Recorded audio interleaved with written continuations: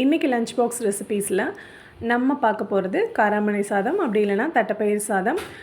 தட்டைப்பயிரை வந்து நீங்கள் முளை கட்டி யூஸ் பண்ணிங்கன்னா அதோட ஹெல்த் பெனிஃபிட்ஸ் வந்து ரொம்பவே ஜாஸ்தி, குழந்தைங்களுக்கும் ரொம்பவே நல்லது. நான் வந்து முளை கட்டி யூஸ் பண்ணியிருக்கேன்.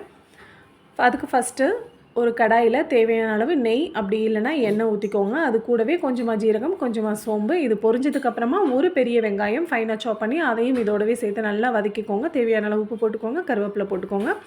இது எல்லாம் நல்லா வதங்கினதுக்கப்புறமா ஒரு டேபிள் ஸ்பூன் இஞ்சி பூண்டு பேஸ்ட். இஞ்சி பூண்டை நீங்கள் தட்டியும் போட்டுக்கலாம். பட் குழந்தைங்களுக்கு வந்து மேக்ஸிமம் இதை அவாய்ட் பண்ணுவாங்க, பிடிக்காது அப்படிங்கிறதுனால நான் வந்து பேஸ்ட்டாக அரைச்சி யூஸ் பண்ணியிருக்கேன். இது எல்லாமே நல்லா வதங்கினதுக்கப்புறமா ஒரு தக்காளி மிக்ஸி ஜாரில் மாற்றி நல்லா ஃபைனாக பேஸ்ட்டாக அரைச்சி அதையும் இதோடவே சேர்த்து நல்லா மிக்ஸ் பண்ணிக்கோங்க. இது எல்லாமே கொஞ்சமாக வாட்டர் ஆட் பண்ணி பச்சை வாசம் போனதுக்கப்புறமா தேவையான அளவு உப்பு போட்டு மசாலாஸ் ஆட் பண்ணிக்கலாம். கொஞ்சமாக மஞ்சத்தூள், வரமிளகாத்தூள், காரத்துக்கு தகுந்த மாதிரி கரம் மசாலா, சிக்கன் மசாலா தேவையான ஆட் பண்ணிக்கலாம். பட் டேஸ்ட் கொஞ்சம் நல்லாயிருக்கும், அப்படி இல்லைனா ஸ்கிப் பண்ணிக்கலாம். அது கூடவே தனியாத்தூள்.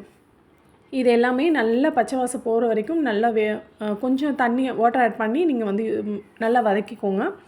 இது எல்லாமே நல்லா வதங்கினதுக்கப்புறமா பச்சை வாசம் போனதுக்கப்புறமா நம்ம வந்து ஆல்ரெடி வந்து குக் பண்ணி வச்சுருக்கோம் இல்லையா தட்டைப்பயிறு முளை கட்டினது, அதையும் இதோடவே சேர்த்து நல்லா குக் பண்ணிக்கோங்க. இதெல்லாம் பச்சை வாசம் போனதுக்கப்புறமா நம்ம ரெடி பண்ணி வச்சுருக்கோம் ஒயிட் ரைஸை சிம்லேயே வச்சு நல்லா கிளறி விடுங்க. அது இதோடு ஆட் பண்ணி ஃபைனலி கொத்தமல்லி தழை தூவி ஆஃப் பண்ணி குழந்தைங்களுக்கு சர்வ் பண்ணி பாருங்கள். ட்ரை பண்ணி பாருங்கள்.